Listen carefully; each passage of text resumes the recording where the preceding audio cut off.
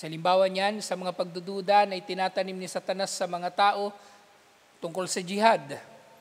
Tungkol sa jihad na si Satanas pinagmumukha niyang jihad, ang terorismo.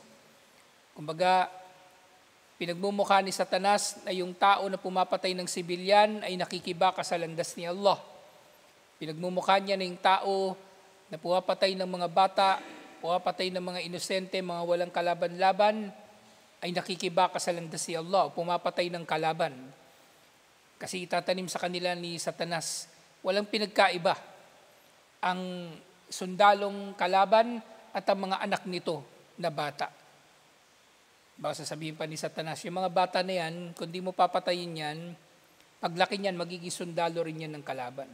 So yun, isa yun sa mga ginagawang justification ng mga terorista kung paanong nagagawa nila ang mga karumal-dumal na krimen.